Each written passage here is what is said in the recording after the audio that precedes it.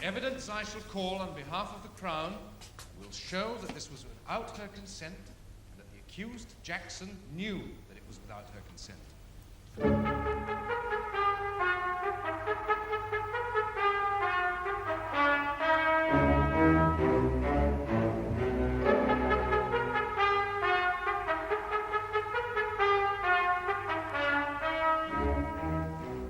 Frederick Jackson stands accused of the rape on 2 separate occasions of his stepdaughter Donna Dunn in October of last year.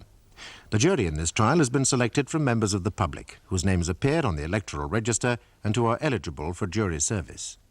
Are you Donna Tracy Dunn? Yes. And on the 5th of October last year, did you live at 42 Eagle Road, Fulchester with your mother? Yes. How old are you? Just turned 15. Much of this early testimony is common ground, my lord.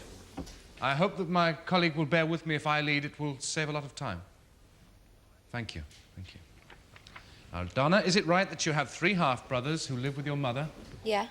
And these are your mother's children by the accused, who is also your stepfather. Now, is that correct? Yes. And your stepfather, he moved in to live with you and your mother about 5 years ago. Yes. On the 5th of October last year, your mother, Mrs. Sylvia Dunn, was admitted to Fulchester Hospital to give birth to a child, was she not? Yes. And she was in hospital, that is to say, away from home, for 3 days and 2 nights. Is that correct? Yes. And during that time, you were compelled to stay at home looking after your 3 half-brothers. Yeah. Miss Dunn, does this mean that you stayed away from school? Yeah. Your 3 half-brothers, they are all under the age of 5, are they not? Well, one's 5 and the other 2 are less, yeah. Yes, so we're dealing with 3 very young children here, aren't we? And they're all in your sole charge, am I right? Well, I was looking after them, yeah. Was it common for you to stay away from school to look after these children? Yeah. Now, after the accused, Jackson, moved in with your mother and you, were you encouraged, both by your mother and Jackson, to regard him as your father, with all the responsibility that that implies? Yes. And did you regard Jackson as having the authority of father in the house? Yes. Did you trust Jackson? Did you look to him for the care and the protection it is normal for a child to seek in its parent? Yes. Did you develop an affection for him? No. No.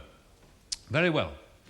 I would like now to turn to the events of October the 5th last year, the day it will be remembered on which your mother was admitted to hospital. Now, where were you when you heard of your mother's admission to hospital? I was at home. Would you tell the court about it, please? Well, my mother used to work in the morning. She was cleaner at the Wimpy's from 6 till 9. And when she hadn't come home, then the chef came round and said that she'd been taken in. Yes, and what were you doing at this time? Well, I was at home looking after the children, waiting for her to come. Were you waiting to go to school? Yeah? Did the fact that you had to look after these children until your mother returned from work mean that you regularly missed the first half hour of school every day? Yeah. Was it in fact quite common for you to miss complete days because you were left in charge of these children? Yes. Now, was your stepfather at home when you heard this news? No, he'd gone to work. And at what time did he return in the evening? Just before 6. Did you then tell him of the news of your mother's unexpected admission to hospital? Yeah. What did your stepfather do when he heard this? He went to the pub. And you were left in charge of the children again, to put them to bed, to feed them, whatever? Yeah, I'd give them their tea and then they went to bed. Quite so. And at what time did your stepfather return from his drinking at the pub? After 11. What did your stepfather do when he arrived home? He wanted me to get him something to eat. And did you do so? Yeah, I got him some bread and cheese and a cup of coffee. Did you get yourself something as well? No. Where were you at this time? In the kitchen. Did your stepfather talk to you? Yeah, he was talking about my mother being taken into hospital and laughing a lot. Mm. Do you remember anything that he said in particular? He said, while the cat's away. Did he complete the expression? Well, he just kept saying that and tapping his knife on the plate. And then he did say the whole thing. And would you say the whole thing now for us, as he said it to you? He said, while the cat's away, the mouse can play. He said that? Yeah. And how was he behaving at this time? How do you mean? You mentioned that he was tapping his knife on his plate. Was his manner towards you friendly? No, he kept looking at the knife. And then what did he say? He said, what about it? And what do you think he meant by that? Well, I pretended not to know. But, did you know? Yeah. How did you know? I just knew. It's the way he was looking at me. Go on. Please tell the court what happened after that. Well, I started to clear the things off the table. And as I was doing it, he leant over as I walked past and tried to grab me. Go on. And then when I was doing the washing up, he came up behind me and got hold of me and was saying, come on, come on. And where did he get hold of you? Well, he came up from behind me, so he put his arms round from behind me. Yes, I mean, where was he touching you? Here. Go on. Well, he came up from behind me and he held me hard, and I tried to get away to get out of the room, but he was too strong.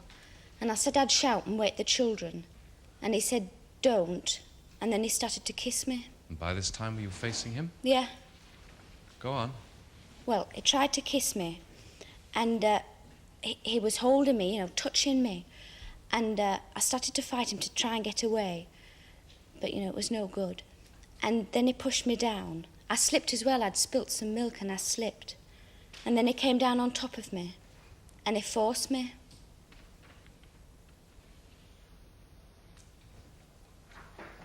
Will you tell us what happened after he came down on top of you?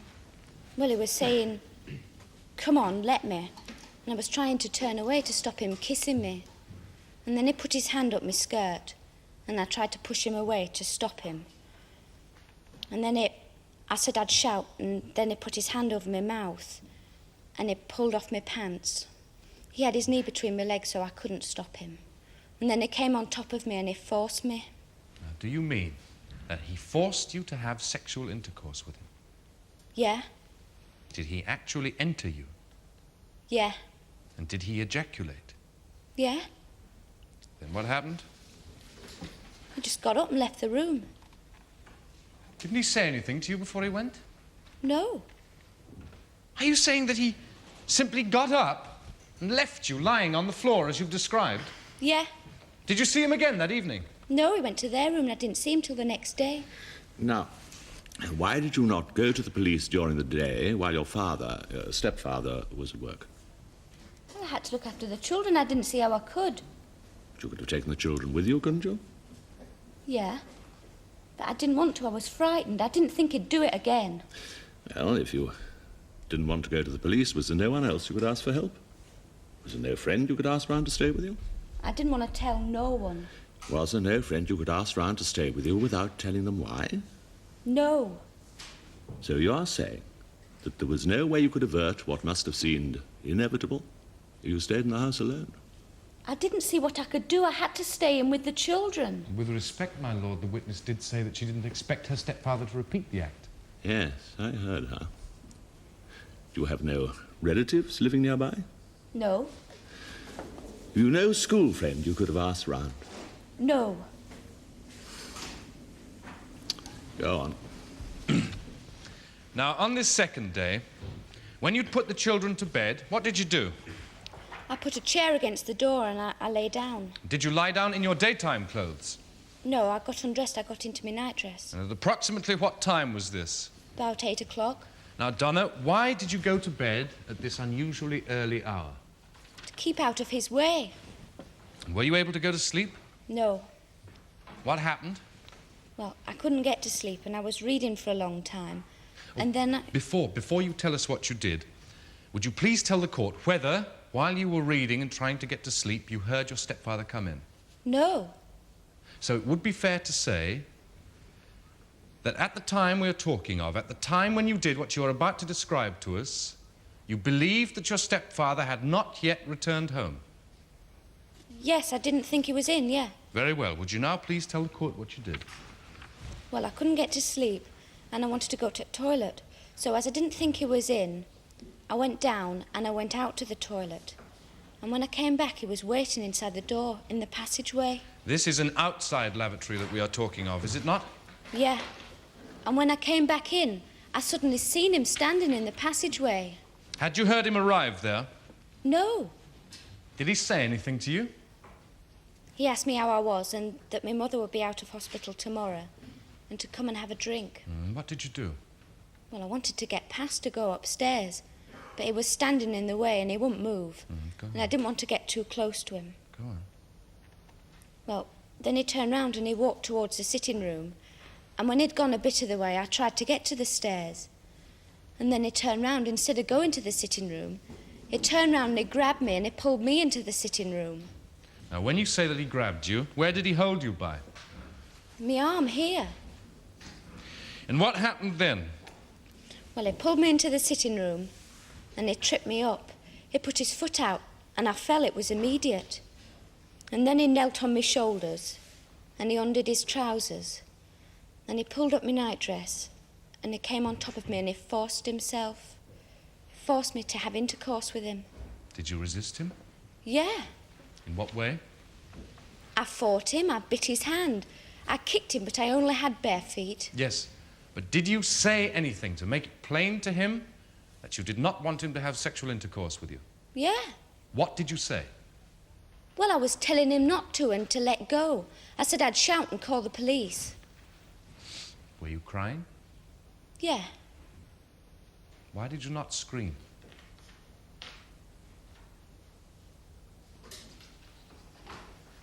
Well, I mean, I didn't want to wake the children. I didn't want Darren to come in and see. I thought he'd stop. I didn't think he'd do it.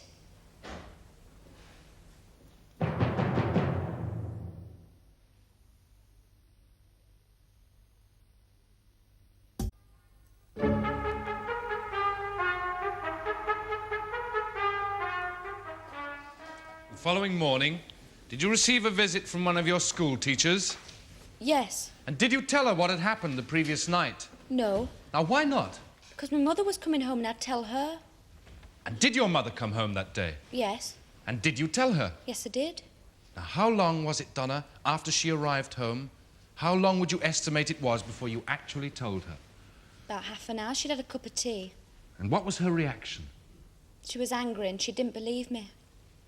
Did she do anything to you? Well, she went to hit me, but I ducked and got out the room. Thank you. Thank you, Miss Dunn. I have no further questions, my lord. Miss Dunn, I'd like to talk to you for a moment about the conditions in which you lived at the time we are speaking of, the general domestic circumstances. Now, you told my colleague that you had to cross a yard to an outdoor toilet at night. This was October. It must have been even colder in the winter. Yeah. There is no indoor toilet or bathroom. No. And there are no proper washing facilities in the home at all.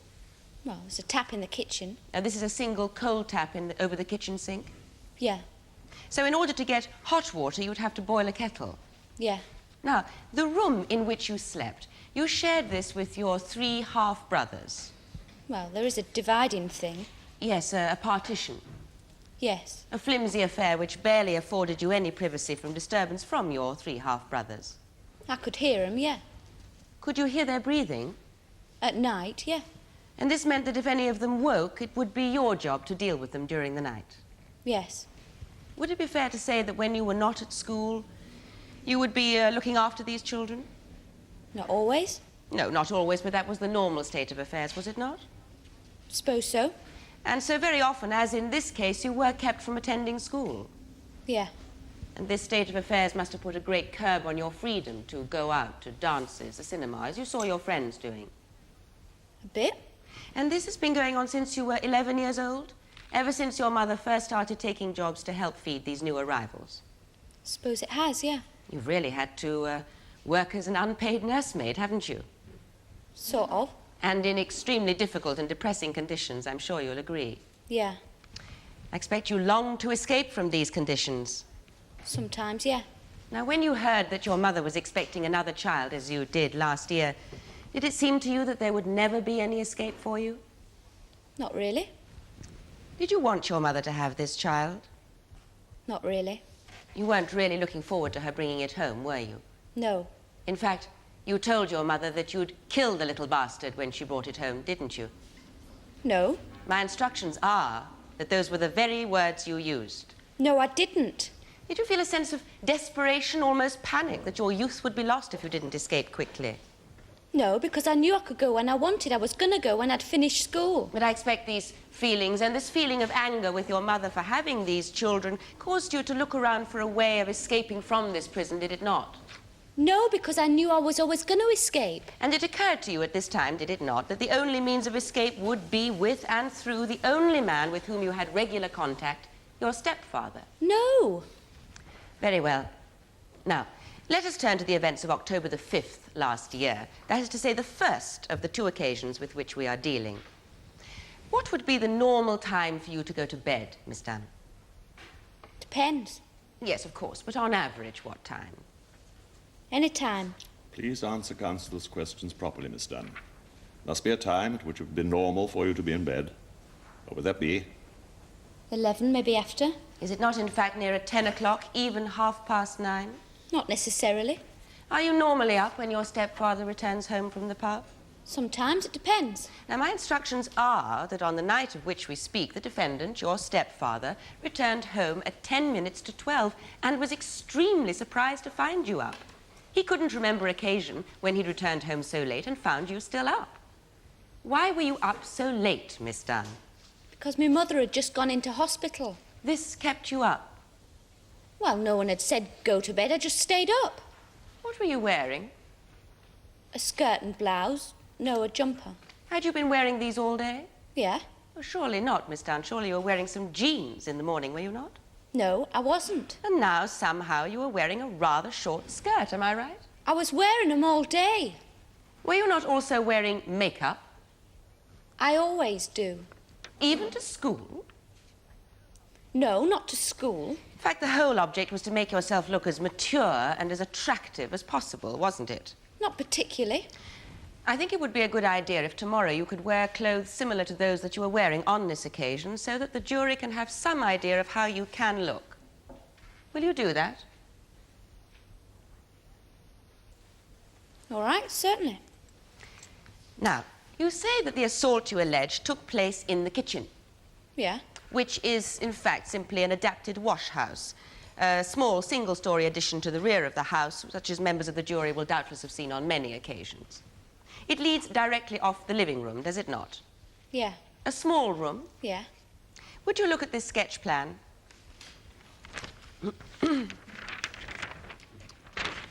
This is a plan of the kitchen, a narrow room less than 6 feet in width, with a cooking stove, sink and cupboards down one wall, and a kitchen table here opposite them on this wall, leaving a passageway of less than 3 feet.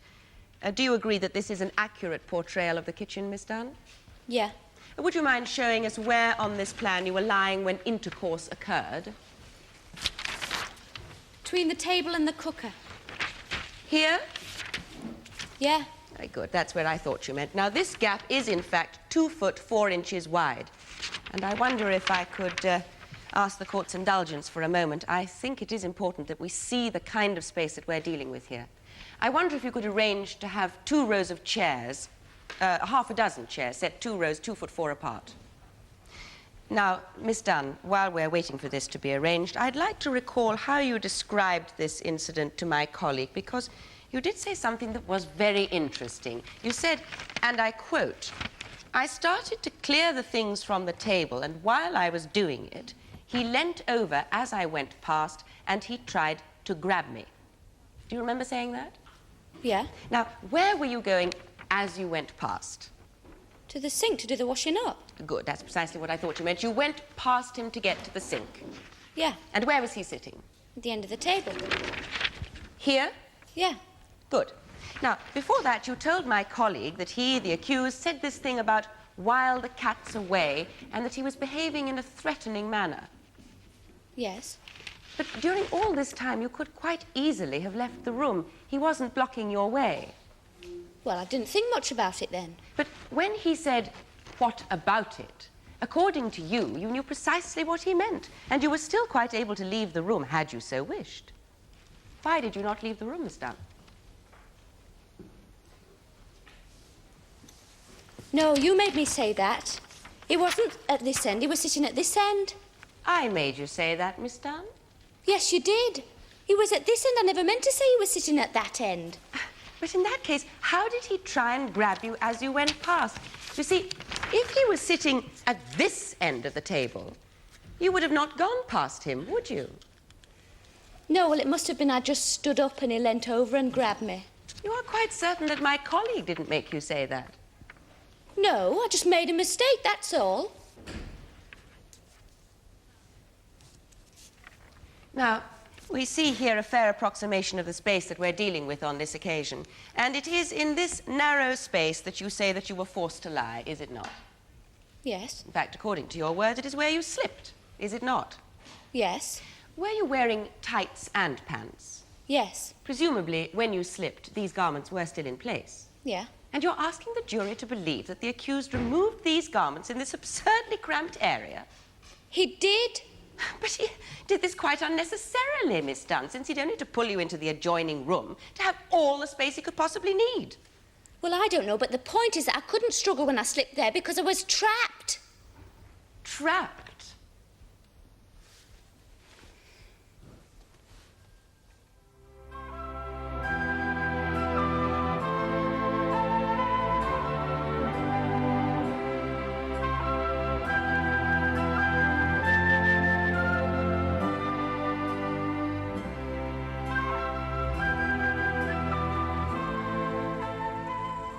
The cases in Fulchester are fictitious. Tomorrow you can join us again when the Queen against Jackson will be resumed in the Crown Court.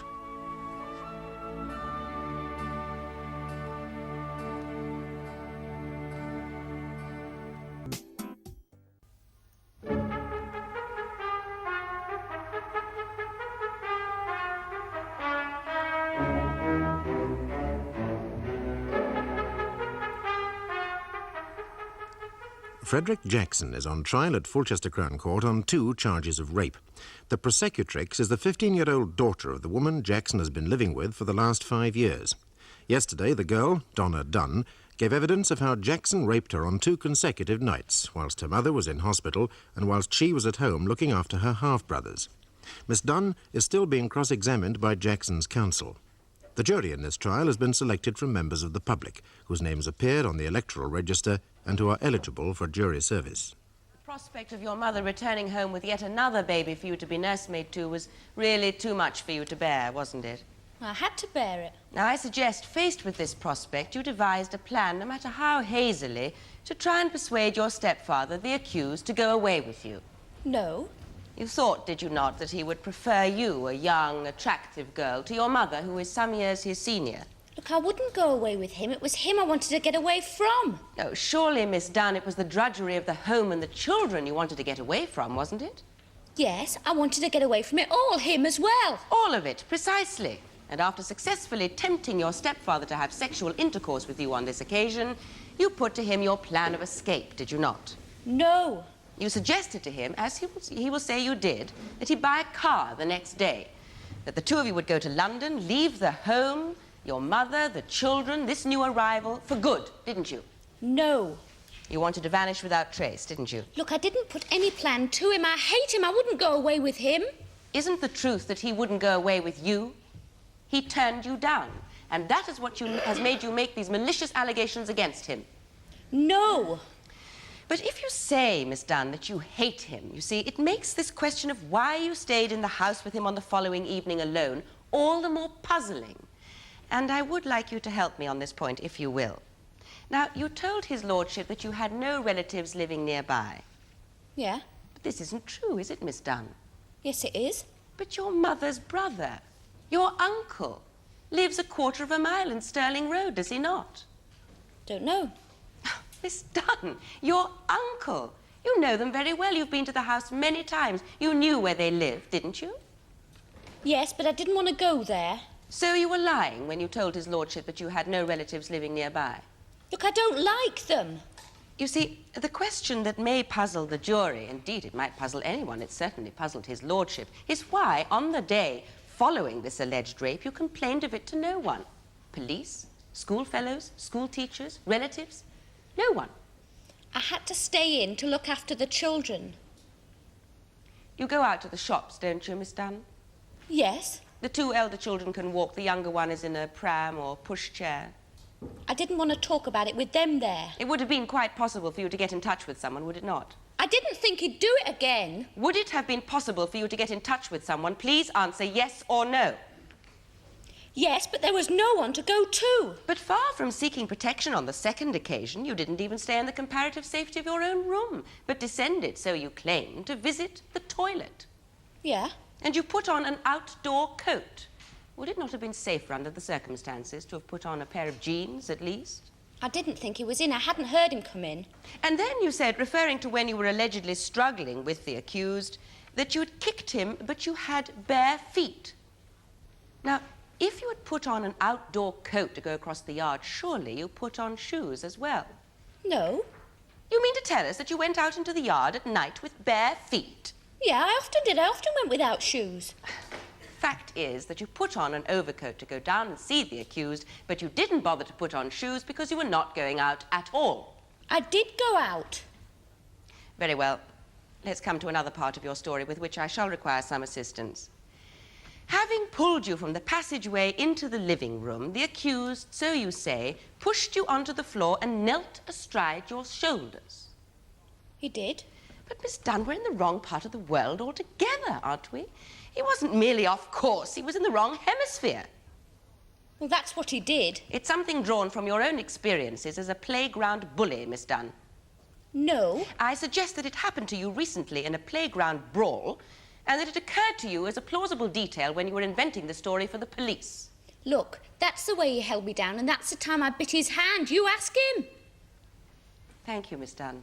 I shall. No further questions, my lord.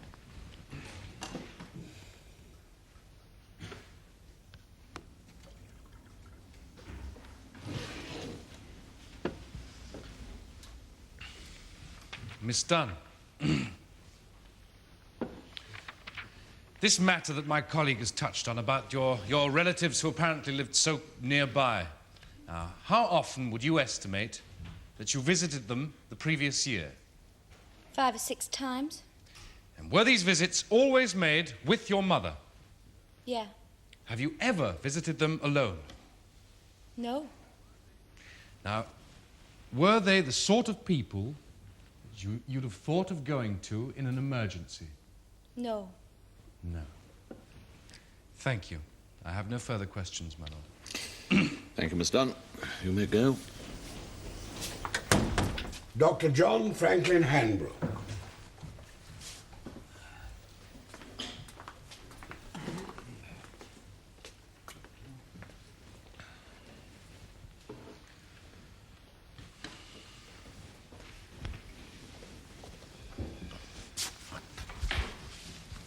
Hold the book in your right hand and read the words on the card. I swear by Almighty God that the evidence I shall give shall be the truth, the whole truth, and nothing but the truth. I am Dr. John Franklin Hanbrook. I am consultant gynecologist to the Fulchester Maternity Hospital. I'm a doctor of medicine, and I'm a fellow of the Royal College of Obstetricians and Gynecologists. On the 11th of October last year, were you called by the Fulchester Police to examine Miss Donna Dunn for evidence of an alleged rape? Yes, I was. Would you tell the court about it, please, Doctor? Yes, I was called to the police station in the late afternoon, where I was shown a statement that Miss Dunn had made, after which I questioned her in some detail about it and about the circumstances of the alleged rape. And would you say what you mean by that, please? Well, I mean that I questioned her about... Well, when she said that her stepfather had grabbed her, I asked her to be more specific about how he had held her, how hard, that sort of thing. I see. Was this so that you could check the physical manifestations against her story? That is to say, the physical manifestations of bruising or laceration that might have resulted from such an attack? Yes, it was. Did you then, a short time after this, carry out an external examination of Miss Dunn? Yes. I'd like to go through this item by item, if I may. Yes. Would you tell the court what you found? Yes, I will. I found that she was severely bruised on the upper right arm. Now, would this bruising be consistent with having been held by that part of the arm and forced from one part of the house to another, let's say from the passageway into the sitting room? Could have been the result of such an action, yes. Very well. I also found bruising to the lower part of the same arm. Now, could this have resulted from the same cause? Yes, although I thought it was probably the result of the action she described when she was forced to the floor. Could you say whether we're talking about the first or second occasion here, Dr. Hanbrook? Well, it's hard to say, my lord, since her description of both occasions where this particular part of the assault is concerned is remarkably similar. It's difficult to know which bruise could have been caused on which occasion. Yes, I quite see that. Now, what else did you find? There was some slight bruising to her back, but this was more emphasized in the region of her shoulders. Is this the kind of thing you might expect to find if she'd been pinned down by her assailant kneeling on her shoulders? Yes. Go on. There was also quite a severe bruise on the right rear portion of the pelvis, such as might have been caused by falling on either occasion. Yes, go on. And there was some bruising between her thighs. Now, was this consistent with someone having forced their knees between them? Yes. Yes, Miss Dunn described to me the way, as she said, the accused had forced her legs apart with his knee whilst holding her down. I mean, this bruising could have resulted. Is it the sort of bruising that you found on other victims of rape? Yes, it is. And would it be fair to call it a hallmark in these cases? It is common, certainly. How else could such bruising occur? Horse riding? Climbing over a gate if you had very bad luck? I suppose they could have occurred on separate occasions and only appear to have been caused at the same time. It's hard to say. Is that all that you found in the way of external bruising? All that seemed to tie in with the story that she was telling, yes.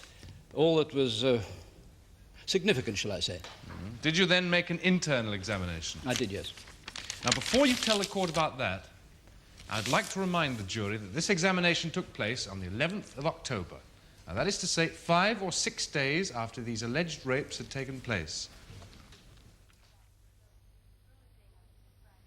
This bruising that you described to the shoulders, this is a very puzzling matter, is it not?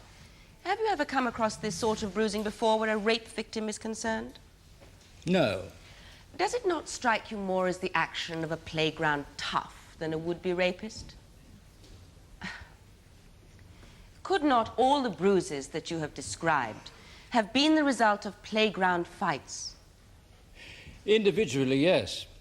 But the combinations in which they had occurred and their corroborative nature vis-à-vis her story lead me to think otherwise. Yes, I see. Now, you told my colleague that you had examined Miss Dunn internally, but you didn't mention whether her hymen was broken. It was. A sign in lay terms that a woman has lost her virginity. Mm-hmm. Was it possible for you to tell whether this was the result of recent intercourse? It is my opinion that it had occurred at some time prior to the alleged rape. Now, I believe Miss Dunn had denied having had intercourse before this. Yes. So you think she's lying?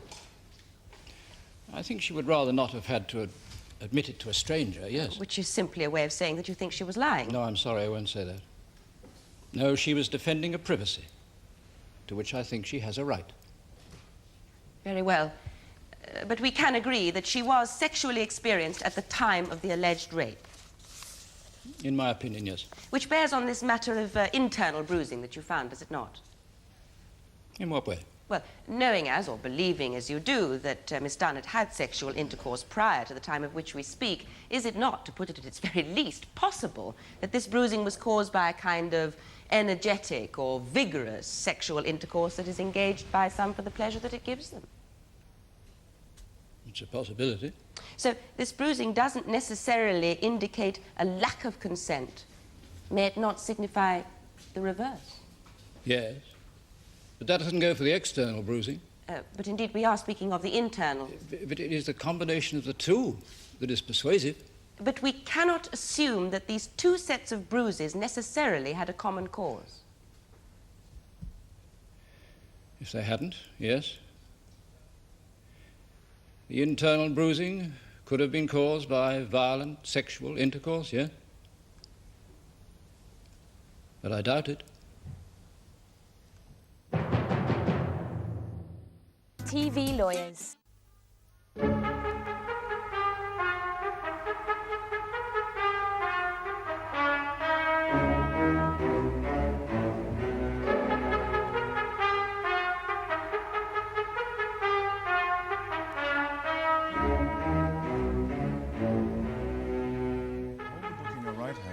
Read the words on the card.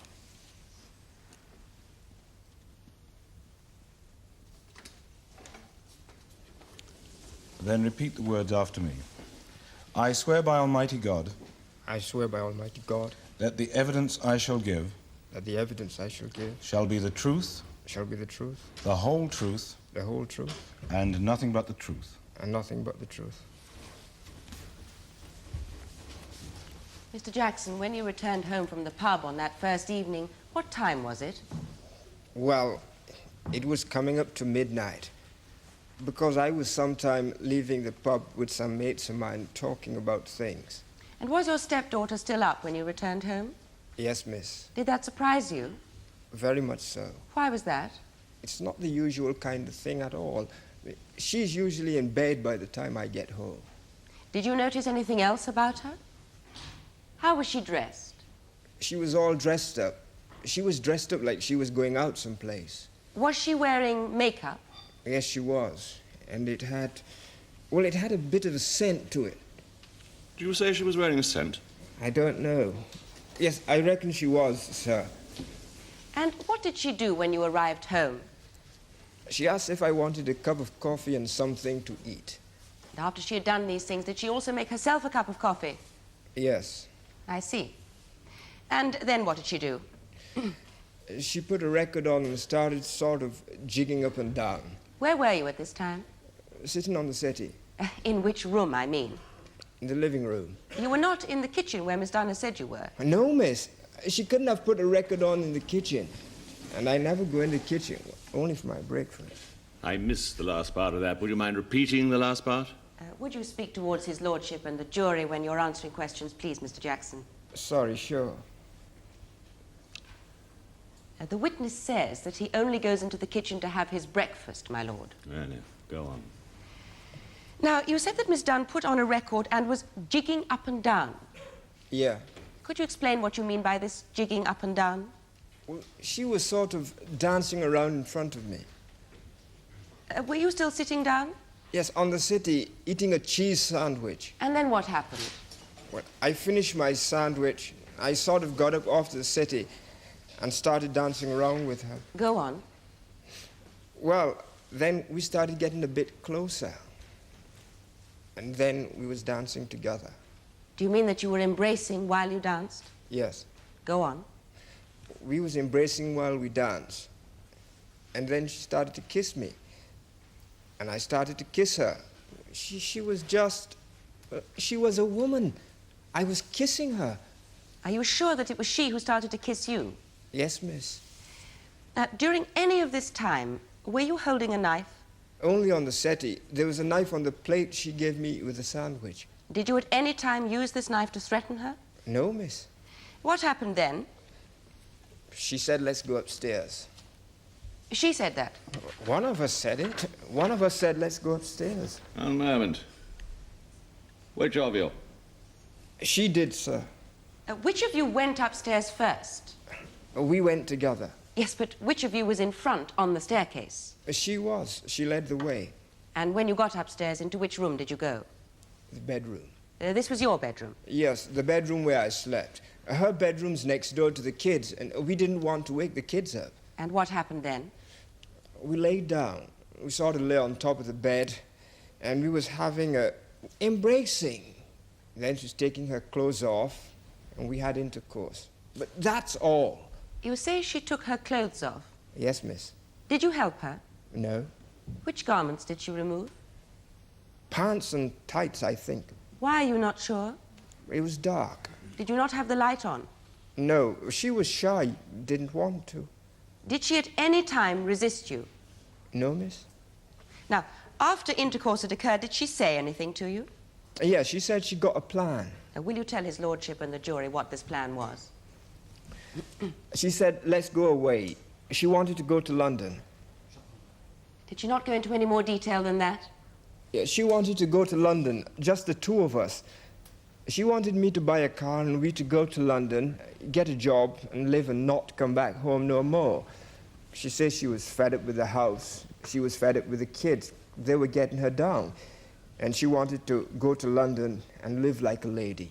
Was she suggesting that you did this immediately? The next day, she wanted to buy a car and just clear off. What did she say you should do about the children? I asked her, leave the little, and then she called them something. Leave them. That's what she meant. What did you call them? The little bastards, sir. And what did you reply to this?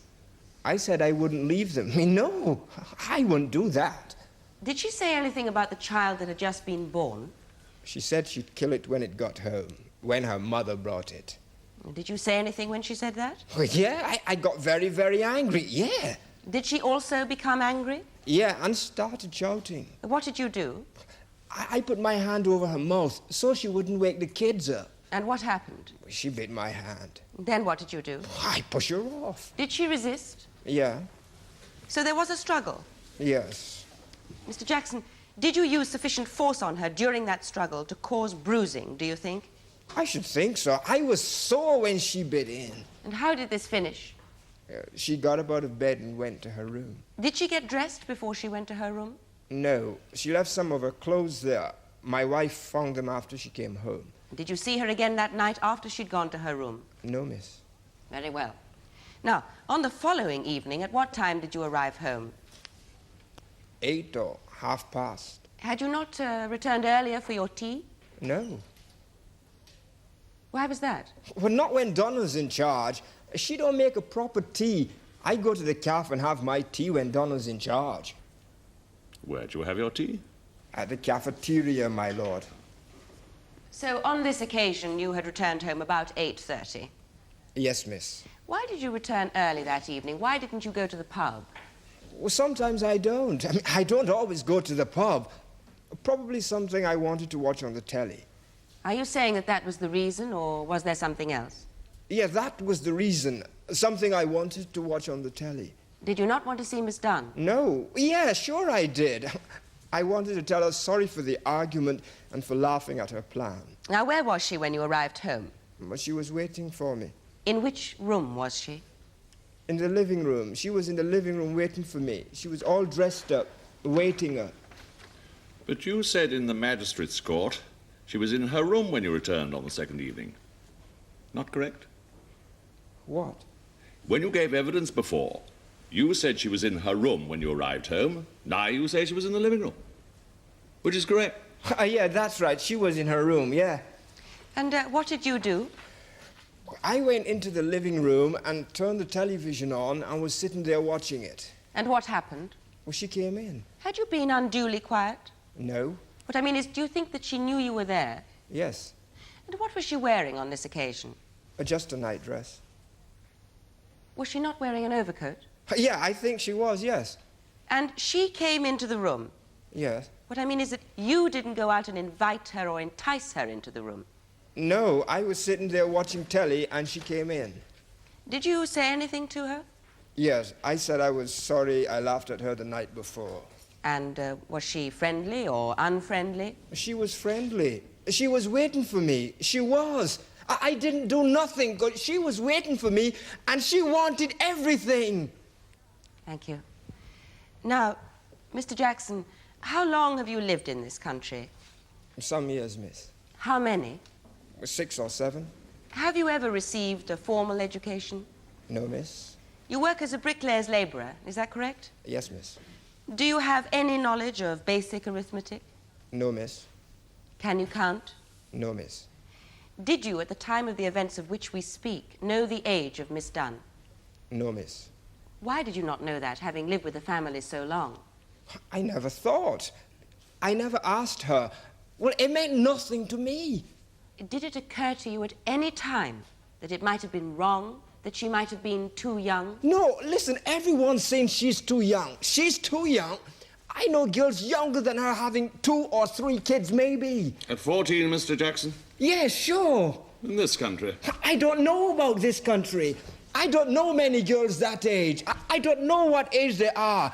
I only know that she's a young woman and she's old enough to know her own mind. Well, she looks old enough.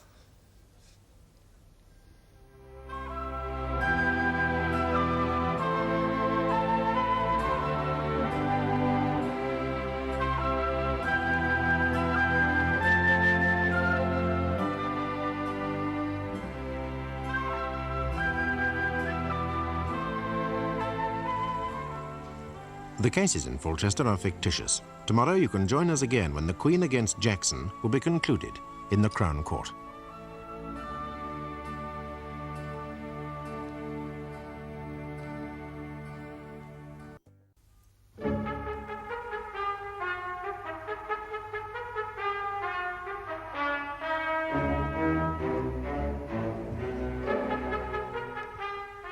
Frederick Jackson is on trial at Fulchester Crown Court on 2 charges of rape. The prosecutrix is the 15-year-old daughter of the woman Jackson has been living with for the last 5 years. Yesterday, the girl, Donna Dunn, gave evidence of how Jackson raped her on 2 consecutive nights, whilst her mother was in hospital and whilst she was at home looking after her stepbrothers. Jackson is being cross-examined by counsel for the Crown. The jury in this trial has been selected from members of the public whose names appeared on the electoral register and who are eligible for jury service. But when you were first interviewed by the police, you denied absolutely having had sexual intercourse with your stepdaughter, did you not? No, I told the police. No, I am talking about the first occasion on which you accompanied the police to the station. That was October the 11th. I told them what happened. Well, what you told them was this. I was in the pub on both evenings, I didn't see her when I got home, and I didn't touch her. Now, do you remember telling that to the police? But since then, I made another statement, and I told them everything. Look, this is the first statement. Yes. It is the one we are now speaking of. At this time, I was confused. I didn't know I'd done wrong. But did you say that? Yes. And so, on that occasion, you lied. You lied to the police. Now, later, in a second statement, you agreed that you'd had intercourse with your stepdaughter on one occasion, on the first evening. Now, do you remember saying that? Yes. And now, as we have heard, you have agreed that it occurred on both evenings. Yes. Do you normally approach the truth so unwillingly? I didn't understand the whole thing. She agreed. Then there's policemen at the door. I didn't know what was going on. Now to the incidents themselves. The first evening. Now, concentrate your mind on this, Mr. Jackson, if you will, because your description of your stepdaughter's behavior on that occasion makes Jezebel seem like an inexperienced novice. You say that she was waiting up for you. She was seductively dressed and perfumed. She started kissing you. She suggested going upstairs first. She did everything. You did nothing. You just followed and she led. Is that what you are really saying? Is that what you want the court to believe of this 14-year-old schoolgirl? That's the way it was. Well, I suggest to you, Mr. Jackson, that it is the stuff of pornographic fiction. It is a fantasy, is it not? I'm telling you, it's what happened. Now, why do you say that she was waiting up for you on this first evening? Well, she's never up this late. Well, were these not unusual circumstances, her mother having just been admitted unexpectedly to hospital? But she's always in bed before this time. I suggest to you that when you returned on that evening and found that she was up, you simply assumed that she was waiting for you. Yes. But you had no grounds for making that assumption, had you? But I've told you, she's never up at this time. There are surely 50 reasons why she might have been up later than usual, are there not? I got the feeling she was waiting for me. That's what I'm saying. And then you paint this picture of your stepdaughter doing a kind of cabaret act for you, putting on a record and dancing in front of you. Tell me, what was your relationship with your stepdaughter before this, Mr. Jackson? What do you mean? I mean, were you extremely friendly before this? Did you have a very close and easygoing relationship with your stepdaughter before this? Not really, no. No. Your stepdaughter has told my colleague early on in the trial that she had not formed any affection for you Do you think that that is true? Yes, she had it in for me sometimes. There's no doubt about that. Yes, and yet here you are saying that quite unprompted, she got up and started dancing in front of you, alone, in the living room of your home. Is that what you expect the court to believe? Yes. And then she suggested that you go upstairs. But here you clearly surprised my colleague, for in the court below, you said that you went upstairs first. Now, which is it? What? In the court below this one, in the magistrate's court, the last time you were asked this question, you said that it was you that went upstairs first. Which is the truth? Now listen, man. No, these are the details. This is what I'm trying to tell you. These are the details. Now, she wanted it. That's what matters. She wanted it. Just answer my question, please, Mr. Jackson. What? Did she go upstairs first, or did you? She did, I told you. And so, once again, you were lying. You were lying in the magistrate's court when you said that you did. I got it wrong. Mr. Jackson, these are important matters. Above all, they're important to you. Now, if you can't remember how an event occurred precisely, then you must say so. Otherwise, do try and concentrate on counsel's questions. Answer them accurately. The fact is, Mr. Jackson, that the reason you cannot tell the same story twice is that you make them up as the mood takes you, do you not? No. I get confused sometimes, but that's all. Are you still saying that a 14-year-old schoolgirl behaved in the manner you've described? Yes. I suggest that, in fact, when you returned that night, after some hours of drinking, you found your stepdaughter still up, and it was then that this wretched enterprise suggested itself to you. It was then, finding yourself alone with this young and unprotected girl, you saw how easily you could use your brute strength to get your way with her, did you not? Not at all. And having ordered her first to bring you some refreshment, you then, in the kitchen, as she has told us, tried to convince her to allow you to have sexual intercourse with her. I never tried to convince her. I never suggested anything to her. And when she refused you and fought with the little strength she could muster, you then, quite brutally, and fully aware of her refusal, forced her to submit to you. That is what happened, is it not? No, nothing like that ever happened. How would her clothes get in the bed then? We will come to that. But first, I want to ask you about this motive that you've cobbled up for your stepdaughter, which, as we shall soon see, is no motive at all. Now, have you ever heard your stepdaughter complain about the circumstances of her life and wish that she was away from home? Yes. And before the time with which we are dealing, had you ever heard her express the belief that all would be well if only she could get away? Yes, I've heard her say all those things, don't worry. And isn't it the case that it is from these things that you have heard her say that you have made up this motive, this far-fetched plan of escape? I haven't made that up, man. That's what she said to me. But you were one of the things she wanted to escape from, weren't you? I don't know. But she has said, and you have agreed with this, that she didn't even like you. Yes. Yes. So where would have been the sense in taking you with her if the plan was to escape? That's what I said to her. What do you mean by that? When she suggested this plan to me, that's what I said to her. It wouldn't last, her and me. She said it don't matter. At least we'd be away from this dump. But you are still maintaining that her motive for allowing you to have sexual intercourse with you on this first occasion was in order to get you to agree to this plan. I thought that, yes. But this is a hope that you had thoroughly extinguished, is it not, Mr. Jackson? I told her no, that's right. So where was her motive on the second evening that you allege she allowed you to have sexual intercourse with her? Like I said, she wanted it. She wanted it both times. Listen, she wanted it, full stop. The jury will doubtless appreciate that we have now come full circle. First, we had the alleged plan as motive. Now we no longer have it as a motive. Now the only motive for Miss Dunn is that she wanted it. Am I right?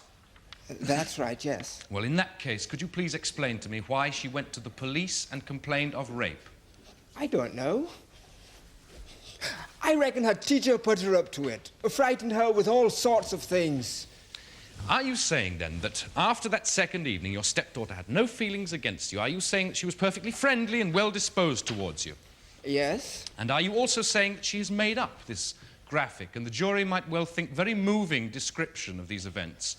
Yes, she made that up. Simply to please a school teacher. Well, she was frightened, and she was angry with me, and she had it in for me, like I say. Yes, she had it in for you, she was angry with you, but she still allowed you to have sexual intercourse with you. Is that what you expect the court to believe?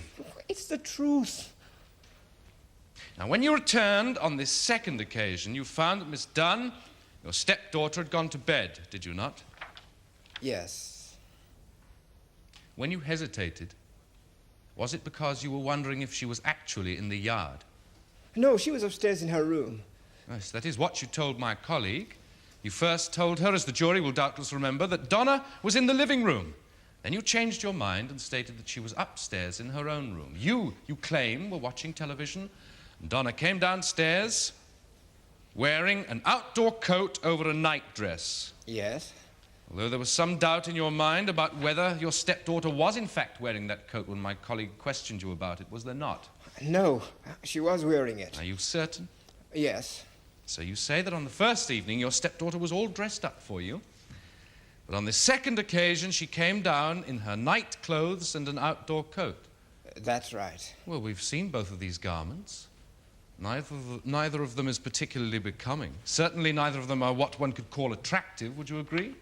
Yes, she took the coat off pretty quick. So, although you claim that she came down to seduce you for a second time, she chose not to wear something more alluring.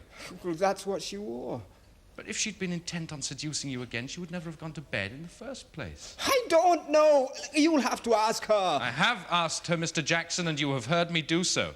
And I now put it to you that when you arrived home that evening, unusually early, you went to her room, and seeing the bed turned back, you realized that she must have gone out to the back of the house. And you then went downstairs once more, and you waited for her return. Not at all. And when she returned and tried to get past you to get back to her room, you pulled her into the living room, and once more, brutally forced her to have sexual intercourse.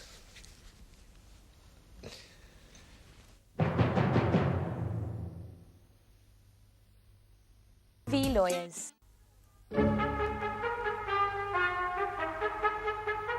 I call my next witness, Mrs. Sylvia Dunn. Mrs. Sylvia Dunn.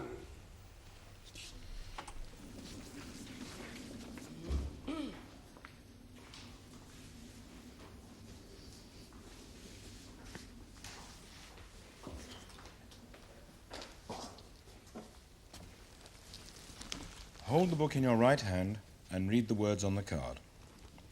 I swear by Almighty God that the evidence I shall give shall be the truth, the whole truth, and nothing but the truth. Are you Mrs. Sylvia Dunn of 42 Eagle Road, Fulchester? Yes. Are you the mother of Donna Dunn? Yes. And the common-law wife of the accused Frederick Jackson? Yes. Mrs. Dunn, were you admitted to Fulchester Maternity Hospital on October the 5th last year to give birth to a child? Yes. Did the accused visit you on the 3 days you were in the hospital? Yes. And did he mention your daughter to you on these occasions? Yes. What did he say about her? Just that she was all right. She was doing all right with the children. Was there evidence in his manner to indicate that there was anything wrong between him and your daughter? No. When you arrived home after your stay in the hospital, was your daughter at home? Yes. Now, members of the jury will doubtless remember that this is the day following the second alleged rape.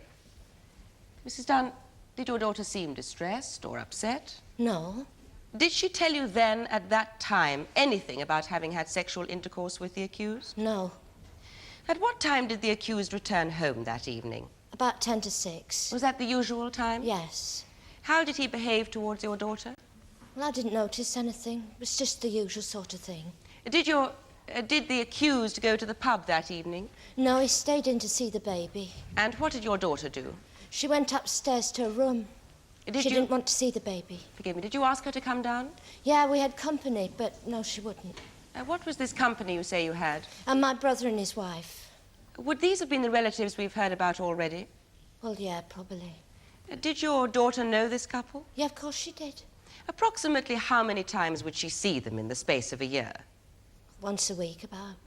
Now, she has told us that she saw them no more than 5 or 6 times a year. Would this be untrue? Well, definitely, yes. So you're saying that the figure is nearer 50 times a year? Yeah. And would your daughter visit these people in the case of an emergency? Yeah, in fact, that's what I used to tell her to do if she ever needed anything, because they've got a telephone. Yes, I see. Now, would you tell the court what happened on the morning following your return home? Do you mean about the clothes? Yes. Well, I was making the bed and I found this pair of tights. Are you referring to your own bed? Yeah. Go on. And I found this pair of tights and then I looked down and I found a pair of pants. Did you recognize these garments? Yeah, well, I suppose I did, yes. Were they your daughter's? Yes. What did you do? I pushed them under the mattress. Do you mean the mattress of your own bed? Yes. Why did you do that? Well, I wanted to... Well, I didn't want to take any notice of them. Do you mean that you wanted to put it out of your mind? Yes. May we see these garments, please?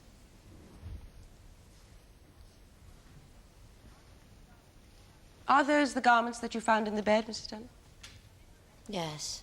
Did you eventually tell your daughter that you'd found these things? Yes. When was this? Saturday. And at that time, had she mentioned anything to you about her relationship with the accused during your absence in the hospital? No.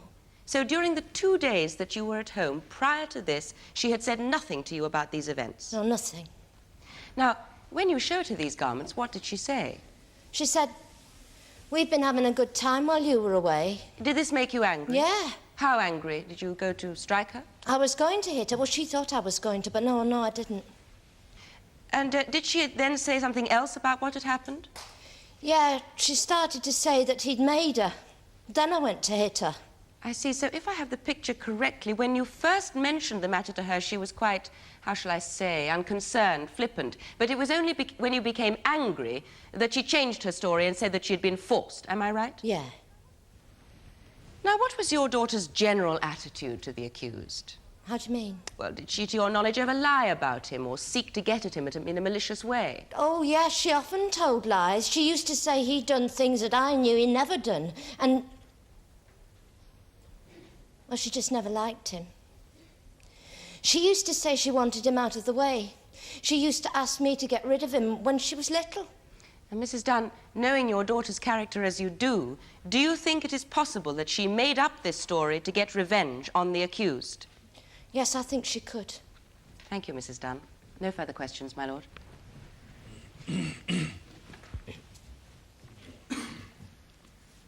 Mrs. Dunn, it is a sad thing for a mother to feel obliged to testify against her own daughter, is it not? Depends.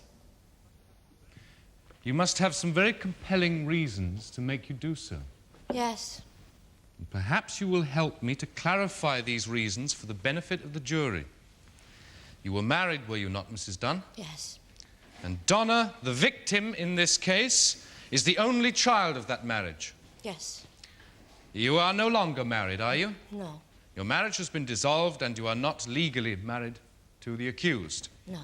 Yet you have retained your married name for reasons best known to yourself, a memento from your marriage.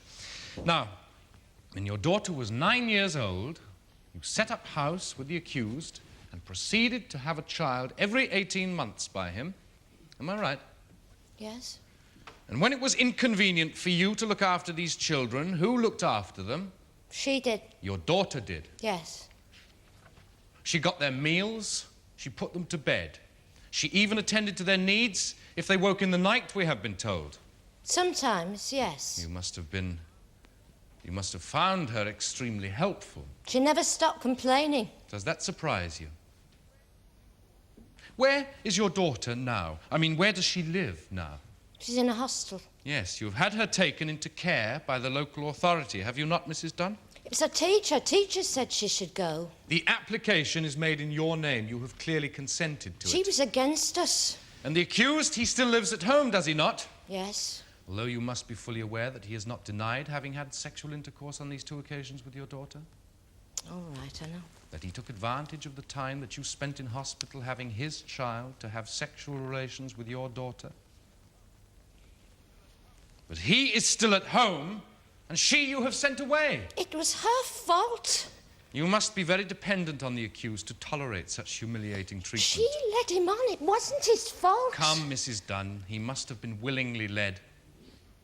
I put it to you, Mrs. Dunn, that the testimony you've given here is an invention designed to protect the accused from imprisonment. No, I'm telling the truth. I suggest to you that when you arrived home on the 7th of October last year, your daughter told you immediately what had happened and that you ignored her and threatened her and refused to listen to her. She didn't. I didn't. Perhaps you were tired by your ordeal. Childbirth is a tiring and, one hears, a very distracting thing. Perhaps you preferred not to know what your daughter was trying to tell you. She never told me. She never tried to tell me. I suggest to you that you never found any garments in the bed, as you've told my colleague you did, but that it is a detail you have recently made up in order to help the accused. I found them, just like I said. In that case, why did you not mention it to the police, or at least during the committal proceedings? I didn't think about it very much. I didn't think about it at all very much. About your daughter's relationship with the accused, we have heard repeatedly how bad this was, both from yourself and from previous witnesses. Now, under the circumstances, do you think that it is likely, as it has been claimed, that she would have waited up for him and so brazenly have seduced him? I don't know. Does it surprise you that such a claim has been made? She surprises me. Does it surprise you to hear the claim that your daughter, at the age of 14 years, seduced her stepfather? Do you think that she is capable of such a thing? I think she's capable of anything. Well, I suggest to you that you are a jealous and embittered woman who will tell any story you think can keep your husband out of jail. She would do anything. I wouldn't believe a word she said.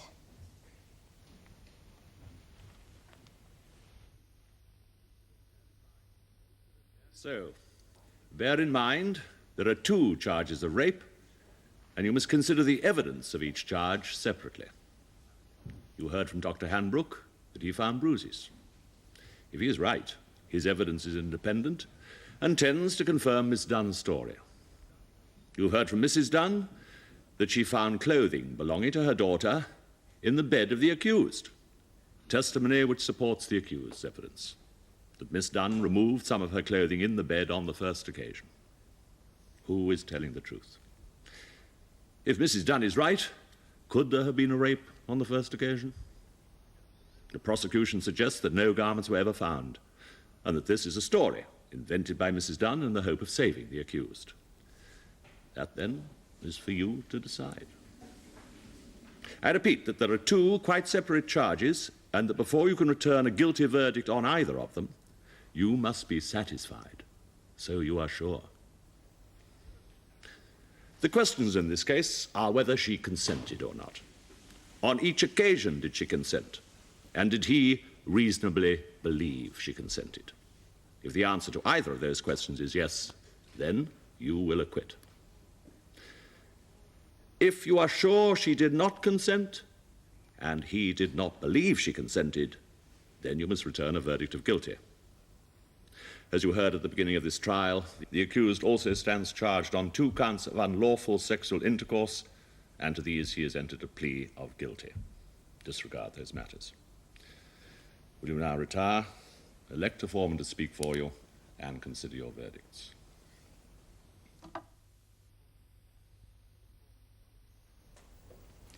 Will the foreman please stand? Answer this question, yes or no. Have you reached verdicts on which you are all agreed? No. Have at least 10 reached a verdict on which you are agreed? Yes. On the first count, rape on the 5th of October, 1976. Do you find the accused guilty or not guilty? Guilty. On the second count, rape on October the 6th, 1976. Do you find the accused guilty or not guilty? Guilty. Is that the decision of you all or a majority? A majority. How many of you agree with the verdict?